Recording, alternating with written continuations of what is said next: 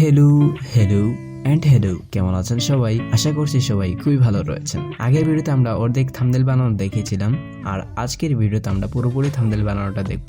Mobile editing এর ক্ষেত্রে আমরা এখানে ফটোপিয়া, আইবিএস পেইন্টার, পিক্সার্ট এই তিনটি অ্যাপ্লিকেশন আমরা ব্যবহার করছি। ফটোপিয়ার বেসিক জিনিসগুলো দেখার জন্য আপনি চাইলে এসটি ইউনিকটিক চ্যানেলটি ভিজিট করতে পারেন। ভিডিও ডেসক্রিপশনে ওই ভিডিওটি লিংক দেওয়া থাকবে, যেই ভিডিওতে তিনি ফটোপিয়া অ্যাপ্লিকেশন সম্পর্কে বলেছেন। তাহলে আপনার বেসিক ধারণাগুলো পেয়ে যাবেন। আর পিসি ইউজারের ক্ষেত্রে আমি এখানে বরাবরের মতো ফটোশপ অ্যাপ্লিকেশনটি ইউজ করব। তাহলে চলুন শুরু করা যাক আমাদের আজকের ভিডিও। যারা এখন আমাদের এই চ্যানেলটি সাবস্ক্রাইব করেনি তারা চাইলে নিচ থেকে আমাদের এই চ্যানেলটি সাবস্ক্রাইব করে নিতে পারেন। তো আগের পার্টে আমরা এতটুকু এডিটিং করেছিলাম। এবার আমরা এখানে ব্যাকগ্রাউন্ডটাকে আরো একটু সুন্দর করার জন্য এখানে একটা পার্টিকেল অ্যাড করব। অবশ্যই নরমাল থেকে স্ক্রিন করবেন। এবার ইরেজার টুলের সাহায্যে আপনি চাইলে বাড়তি অংশগুলোকে ইরেজ করে দিতে পারবেন। সেম প্রসেস আপনি চাইলে বারবার করতে পারেন, বা সেম পার্টিকেলকে আপনি চাইলে কপি পেস্ট করতে পারেন। ব্যাকগ্রাউন্ডে কিছু নাই, এর জন্য আমি একটা ঘরের পিক অ্যাড করলাম। কন্ট্রোলে হোল্ড করে ধরে আমি এখান থেকে এটা পজিশনটাকে চেঞ্জ করে নিলাম। লেয়ারটাকে নিচের দিকে নিয়ে যাব এবং অপাসিটিটাকে কমিয়ে দিব। এবার এখানে আরো একটা পার্টিকেল অ্যাড করলাম এবং এখান থেকে নরমাল থেকে স্ক্রিনে ক্লিক করব। আমার ফটো অনুযায়ী আমি এটাকে বসিয়ে দিলাম। এবার নতুন লেয়ার ক্রিয়েট করব এবং এখান থেকে কিবোর্ড থেকে অল্টে হোল্ড করে ধরে আমি একটা কালার পিক করব। লেয়ারটাকে নিচের দিকে নিয়ে ব্রাশ টুলটাকে সিলেক্ট করব। আমার ব্যাকগ্রাউন্ডে এরকম একটা টান দিয়ে দিলাম। আপনি আপনার ব্যাকগ্রাউন্ডে ফাঁকা যে জায়গাগুলো রয়েছে সেই জায়গাগুলোতে আমার মতো করে লাইট এরকম করে দিয়ে দিবে। পরবর্তীতে এখান থেকে নরমাল থেকে সফট লাইট বাটনে ক্লিক করবেন। এখন আস্তে আস্তে আসল মজাটা শুরু হবে, তাই এখন আর ভিডিও স্কিপ করা যাবে না। দুইটা ব্রাশের পিএনজি আমি এখানে অ্যাড করে রাখলাম। বর্তমানে এগুলোকে এডিট করছি না, মনে হচ্ছে আগে টেক্সট এডিট করলে অনেক বেশি ভালো হবে। এর জন্য আমি টেক্সট বাটনে যাব এবং এখান থেকে টেক্সট একটা সিলেক্ট করে নিব। আমার থাম্বনেল অনুযায়ী কিছু টেক্সট আমি এখানে লিখবো। টেক্সটগুলোকে একটু সুন্দর করার জন্য ফন্ট ইউজ করতে পারেন। ভিডিও ডেসক্রিপশনে আমি যে ফন্টটি ইউজ করছি সেই ফন্টের লিংক দেয়া থাকবে।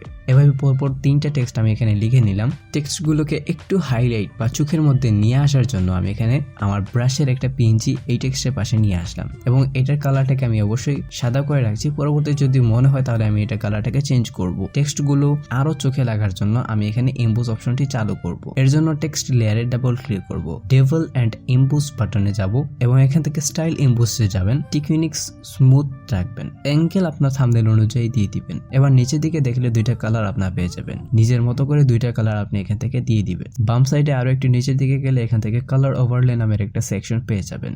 এখানে ক্লিক করবেন এবং এখান থেকে আপনার পছন্দ মতো একটা কালার সিলেক্ট করতে পারেন। এটা অপশনাল, চাইলে করতে পারেন, না করলে কোনো সমস্যা নাই। টেক্সটের লেয়ারে যাব এবং ডাবল ক্লিক করব। এখান থেকে আমি এটার সাইজটাকে একটু কমিয়ে নিচ্ছি আর এটার সফটওয়্যারটাকেও হালকা একটু কমিয়ে নিচ্ছি। অ্যাঙ্গেলটাকেও মনে হচ্ছে চেঞ্জ করলে ভালো হবে। কালারটাকেও চাইলে চেঞ্জ করতে পারেন। সব ঠিকঠাক হলে এখান থেকে ওকে বাটনে ক্লিক করবেন। আরো একটা টেক্সট নিলাম, ব্রাশের পিএনজিটাকে একটু সরিয়ে রাখলাম। এবার এই ব্রাশের পিএনজিকে ডাবল ক্লিক করব। কালার গ্রেডিয়েন্টে যাব এবং এখান থেকে একটা গ্রেডিয়েন্ট সিলেক্ট করব। স্কেল বাটনে গিয়ে আমি এটা বাড়ানো অবস্থায় রেখে দিব। এটাকেও ডাবল ক্লিক করব এবং এখান থেকে ওই ব্রাশের পিএনজি নিচে এটাকে রাখবো। এবার একটা চোখের পিএনজি অ্যাড করলাম এবং এখান থেকে নরমাল থেকে স্ক্রিনে ক্লিক করব। পরে এটাকে কাস্টমাইজ করে দুইটা চোখের মধ্যেই দিয়ে দিব। চোখের পিএনজি গুলোকে আপনি চাইলে অ্যাড করতে পারেন, না করলে কোনো সমস্যা নেই, এটা জাস্ট একটা অপশনাল।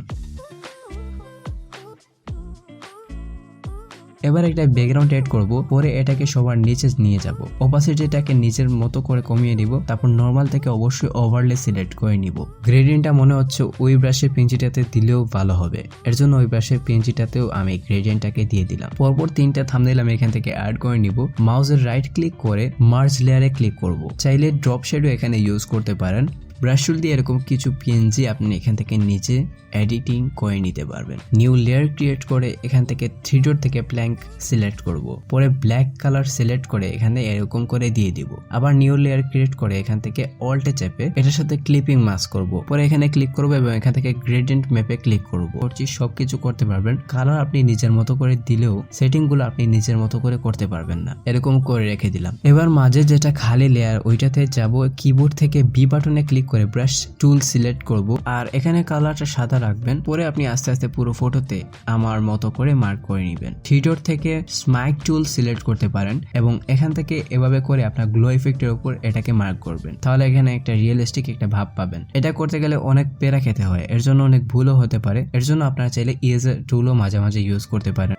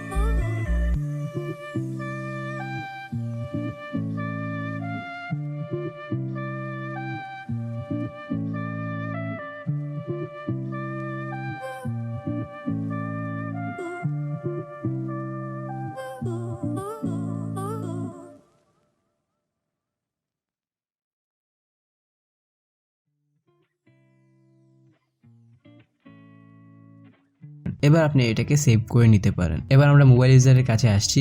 গত ভিডিওতে এতটুকু দেখেছিলাম, তো একটা টেক্সট নিচ্ছি, টেক্সট এর ফন্ট সাইজ এগুলো নিজের মতো করে আপনারা অ্যাড করে নেবেন।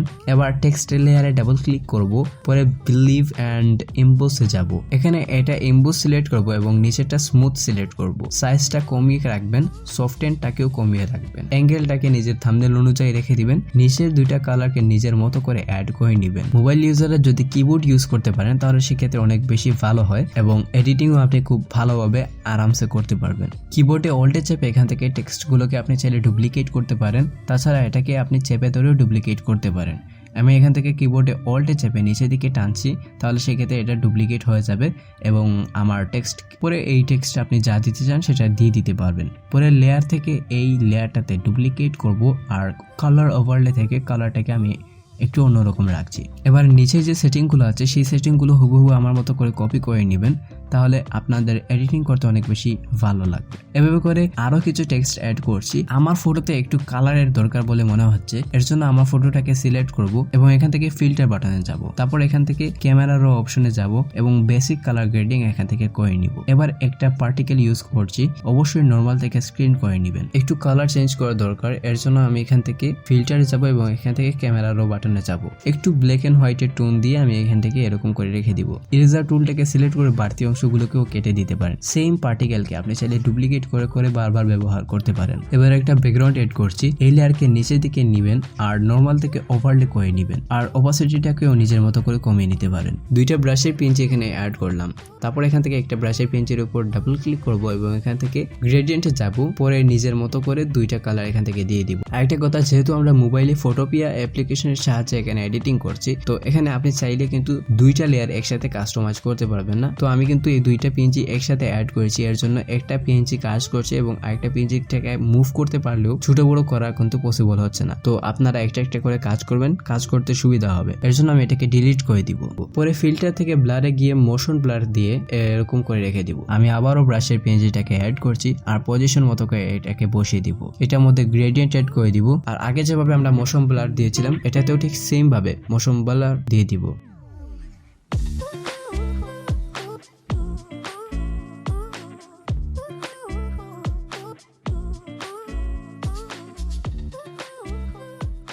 এবার নিচের দিকে একটু ডিজাইন করার জন্য কিছু থাম্বনেলের পিকচার এখান থেকে নিয়ে নিলাম। নিচের দিকে নতুন একটা লেয়ার ক্রিয়েট করব এবং এখান থেকে ব্রাশ টুলটাকে সিলেক্ট করে পিএনজির মতো কিছু টান দিয়ে দিব, তাহলে সেক্ষেত্রে দেখতে ভালো লাগবে। অবশ্যই অপাসিটিটাকে কমিয়ে রাখবেন। এবার এমন এমন জিনিস অ্যাড করব যা হয়তো ভাবছেন এগুলো আবার থাম্বনেলে কেউ অ্যাড করে নাকি। চলুন সেই প্রসেসটাই আস্তে আস্তে দেখে নেই। তো এরকম একটা পিকচার আমি এখান থেকে অ্যাড করে নিলাম। মনে হচ্ছে একটু কালার গ্রেডিং করলে ভালো হবে, এর জন্য আমি এখান থেকে এটাকে বেসিক কালার গ্রেডিং করে নিলাম। লেয়ারটাকে নিচের দিকে নিয়ে যাব এবং এটার অপাসিটিটাকে কমিয়ে রাখবো। ইরেজার টুল দিয়ে আমার ফটোর বিভিন্ন অংশে এটাকে ইরেজ করে নিব। আবার আরো একটা এরকম পিকচার নিলাম, নর্মাল থেকে এটাকে স্ক্রিন করে নিব, পরে এটাকে নিচের দিকে নিয়ে যাব, অপাসিটিটাকে কমিয়ে রাখবো। এবার এরকম পিক আরেকটা নিলাম, এটাকেও ইরেজার টুলের সাহায্যে কিছু অংশ ইরেজ করে নিব আর এটার অপাসিটিটাকেও কমিয়ে রাখবো। গ্লো ইফেক্টের কাজ আমরা আইবিএস পেইন্টার সফটওয়্যারের মাধ্যমে করব। এর জন্য আমি এখান থেকে আইবিএস পেইন্টার সফটওয়্যারটি ওপেন করছি। তারপর আমি আমার থাম্বনেলের ফটোটাকে এখানে অ্যাড করছি। লেয়ারে গিয়ে নতুন লেয়ার ক্রিয়েট করব আর নর্মাল থেকে অ্যাড করে নিব। তারপর একটা ব্রাশ সিলেক্ট করব, পরে যে জায়গায় গ্লো ইফেক্টের কাজ আপনার করা প্রয়োজন সেই জায়গাতে অবশ্যই আপনি গ্লো ইফেক্টের কাজ শুরু করে দিবেন। আর এখানে এটা কালারটাকে অবশ্যই সাদা রাখবেন। কালারটাকে চেঞ্জ করা পসিবল হচ্ছে না কারণ এখানে গ্রেডিয়েন্ট পেমেন্টের কোনো সুযোগ সুবিধা নেই। মোবাইলে যদি আপনি থাম্বনেলটাকে আমার মতো করে বানাতে চান গ্লো ইফেক্টের থাম্বনেল, তাহলে সেক্ষেত্রে আপনাদেরকে এরকম ভাবেই এডিটিং করতে হবে। গ্লো ইফেক্ট দেওয়া হয়ে গেলে এখান থেকে আবারও ব্রাশ অপশনে ক্লিক করবেন এবং এখান থেকে স্মাইক টুল সিলেক্ট করবেন। যে জায়গাগুলোতে আপনি গ্লো ইফেক্টে কাজ করেছেন সেই জায়গাগুলোতে আবারও আপনি স্মার্ট টুলের সাহায্যে মার্ক করে নেবেন। রিয়েলিস্টিক একটা ভাব পাবেন এক্ষেত্রে। এবার সবার শেষে আমার ফেভারিট একটা পার্টিকেল অ্যাড করছি। এবার অবশ্যই এখান থেকে নর্মাল থেকে স্ক্রিন করে নিব আর এটা অপাসিটিটাকে কমিয়ে দিয়ে এটাকে সেভ করে নিব এবং এটাকে ইম্পোর্ট করব লাইটরুম অ্যাপ্লিকেশনে। নিজের মতো করে কিছু বেসিক কালার গ্রেডিং করে নিচ্ছি কারণ ফটোপিয়াতে খুব ভালোভাবে এটাকে কালার গ্রেডিং আমি করতে পারিনি। এবার আমি এটাকে সেভ করে পিক্সেলড অ্যাপ্লিকেশনে এটাকে নিয়ে যাব। এখানে মেইন এডিটিং এর কাজটা করব, তাই মনোযোগ সহকারে দেখুন। এখান থেকে আমি যাচ্ছি ইফেক্ট বাটনে এবং এখান থেকে আমি ক্লিক করছি HDR এই বাটনে। দেখতে পাচ্ছেন পুরো থাম্বনেলটা কিন্তু এখানে পরিবর্তন হয়ে গেছে এবং উপরে থাকা কিছু সেটিং এর মাধ্যমে আপনি চাইলে এখানে আরো কিছু সেটিং চেঞ্জ করতে পারেন। অসংখ্য ধন্যবাদ সবাইকে আজকে এই ভিডিও শেষ অবধি দেখার জন্য। থাম্বনেলগুলো বানিয়ে চাইলে আপনারা আমার ফেসবুক গ্রুপে পোস্ট করতে পারেন। দেখা হচ্ছে খুব শীঘ্রই নতুন কিছু নিয়ে। সবাই ভালো থাকবেন, সুস্থ থাকবেন। ধন্যবাদ।